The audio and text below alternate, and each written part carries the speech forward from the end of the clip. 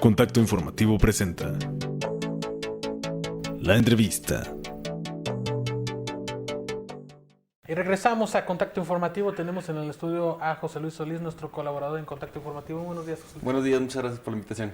Y pues bueno, José Luis, vamos a hablar de un tema importante ahora que ya se acerca el cierre de este año y que 2020 va a empezar el año preelectoral, ya preparando las elecciones, y pues nos traes una información sobre las intenciones del voto de los partidos políticos. Así es, fíjate, estamos a una semana de empezar a hablar porque el tema sea el año completo del gobierno de Andrés Manuel, y el Universal abre la semana con una encuesta donde habla de la preferencia electoral. Y la encuesta es muy reveladora, es decir, vemos a un Morena muy desgastado, baja 15 puntos porcentuales en la encuesta, pero la oposición no logra traer ese 15%. Es decir, PRI, PAN y PRD, que son los partidos fuertes, al final siguen estancados. Entonces, si nos fuéramos a una jornada electoral en este momento, porque me cuenta la encuesta es una fotografía del momento. Si hoy fuera la elección, tendríamos un Morena que seguiría aplastando a la oposición, por mucho, es decir, hablamos de que le llevan casi 2 tercios de la votación, pero, digamos, en términos reales, la votación de Morena sí iría muy para abajo. Es que exactamente es ahí, porque si también checamos encuestas que día a día o mes con mes depende de la casa encuestadora, en cuanto a la popularidad del presidente Andrés Manuel López Obrador, realmente sigue siendo aprobado por sus electores, y ahí se ve con más del 30% de preferencia del voto, con una oposición que realmente está pues muerta. Sí, mira, yo creo que dos cosas que considerar. Primero, evidentemente, Andrés Manuel arranca con una aprobación muy alta, ha ido bajando paulatinamente. Es decir, hablar que un año de gobierno perdiste más del 20% de la aprobación, digamos, yo lo digo, Peña Nieto perdió 10 puntos en el año del gasolinazo. Es decir, fue un año muy caótico y perdimos 10 puntos. En el término de Andrés Manuel perdimos 20 puntos cuando se supone que seguías en la luna de miel con tus electores. Es decir, venías de una jornada muy buena electoralmente hablando, venías hablando de un discurso de cambio, la gente lo compraba, y al final del día, a un año, hay un desencanto generalizado. Entonces, eso se empieza a reflejar. Pero la bronca es que la oposición no encuentra un discurso que permita atraer. Eso es lo que ve el estancamiento. Porque parece que cualquier discurso de la oposición que tiene que ver con Estado de Derecho, porque me cuentas es lo que han argumentado a lo largo del año, es decir, es que el presidente asigna más directamente en cuanto a licitaciones y por lo tanto hay más corrupción. El presidente centraliza la decisión y aumenta la corrupción. Entonces todo tiene que ver con un Estado de Derecho, pero al final de cuentas no es un discurso que permea a la sociedad. Y me parece que eso también nos lleva a pensar que hay una crisis en los partidos políticos, en todos, incluyendo Morena. Por eso Morena hoy tiene esta caída tan drástica. Es decir, parece que el ciudadano se cansa de la partidocracia y empieza a tratar de buscar otras opciones que por lo menos al día de hoy no se ve nada en el escenario político. Es decir, no hay nada que podamos decir, pudiera ser la siguiente opción para para los diputados del 2021 o incluso para la presidencial al momento que concluya el presidente. Oye, José Luis, si bien es también de preocupar para Morena que baje esta puntuación, también yo creo que en el fondo también es muy preocupante para la oposición, ¿no? Porque obviamente ese porcentaje que se le está disminuyendo a Morena, pues no lo están recabando, como tú le dices, no lo están aprovechando la oposición, que parece ser que sigue teniendo los mismos discursos de siempre, intentando precisamente que el gobierno federal pues caiga del encanto, podemos decirlo, de la ciudadanía, pero no logran captar ese mejor porcentaje de baja que sería benéfico para ellos, ¿no? Sí, mira, yo creo que, por ejemplo, en términos reales, tendríamos que decir que al final, si bien es algo que emociona a la oposición haberle quitado 15 puntos a Andrés Manuel, lo cierto es que no es una encuesta que les permita festejar. Es una encuesta que, digamos, obliga a replantear qué es lo que hay que hacer. Yo recuerdo mucho esa frase del New York Times cuando estaba el sexenio de Peña Nieto: el problema es que no entienden que no entienden. Entonces pareciera que estamos en este esquema, es decir, el PAN sigue con su división y al final su división no logra encontrar en la sociedad, digamos, una representatividad, aunque hay que reconocerlo, el PAN se convierte en este momento en la primer fuerza opositora del país. Es decir, el PAN es el que más ha tenido una confrontación directa con el presidente.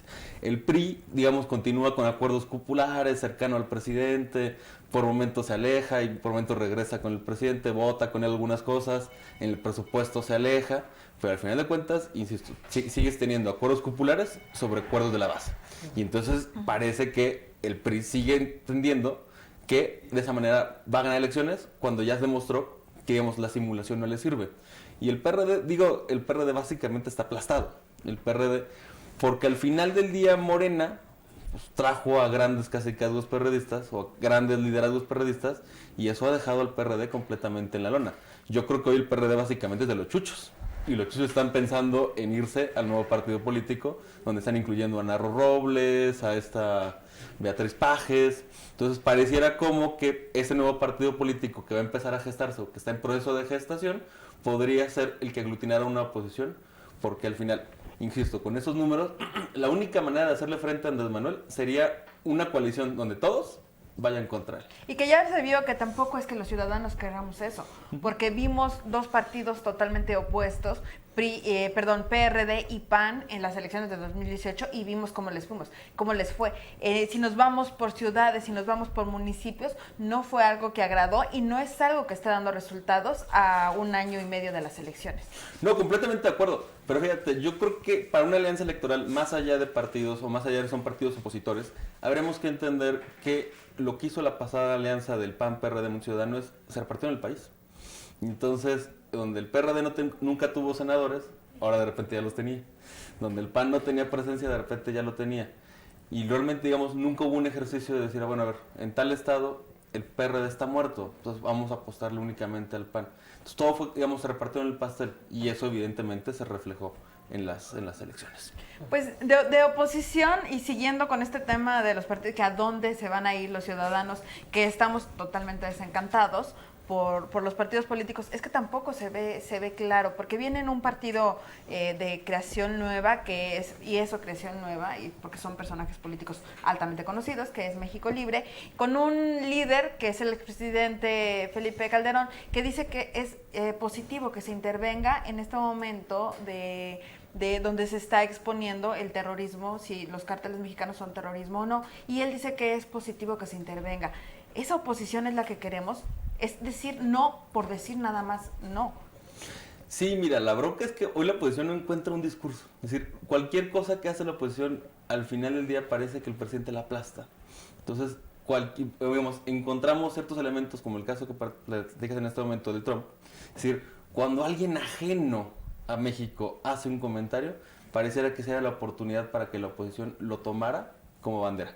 Eso no implica que sea correcto.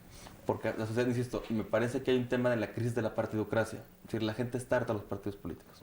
Es decir, hoy las encuestas nos revelan, no quiero a Morena, pero tampoco quiero al PRI, tampoco quiero al PAN, tampoco quiero al PRD. Entonces, vamos a llegar a una jornada electoral donde así el expresidente, que tiene buena aprobación relativamente hablando, pues lo cierto es que no va a poder alcanzar nada con un partido político como lo está planteando. Y lo mismo pasará con los partidos de nueva creación, lo que digamos el PES que se vuelve a constituir, Nueva Alianza que se vuelve a constituir, y todos los pequeños partidos que van a empezar a formar, o incluso el propio Verde. Yo creo que el Verde es un tema de crisis, donde están muy pegados a Morena, pero al final Morena se lo está comiendo todo el mundo. Y al final, por ejemplo, vemos que en la elección pasada que ir con Morena no era garantía de registro. El PES iba con Morena y al final el PES no alcanzó el registro. Y tienen la presidencia, pero no tienen, digamos, el apoyo del INE. Entonces, bajo esta lógica, me parece que la oposición se va a empezar a perder en los discursos. Va 1 año de gobierno.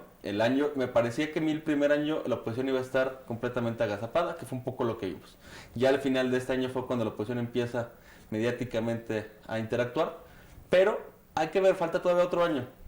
Y las, digamos, expectativas de crecimiento que ya nos dio Banjico, el tema de la inseguridad que sigue en aumento, pues evidentemente nos están hablando que las cosas no van bien. Y eso puede hacer nuevamente caer a Morena para equilibrar los poderes de los partidos políticos y en un nivel tan bajo como el que están los partidos políticos. Es decir, hablamos del 7%, por ejemplo, del PAN o el 6% del PRI.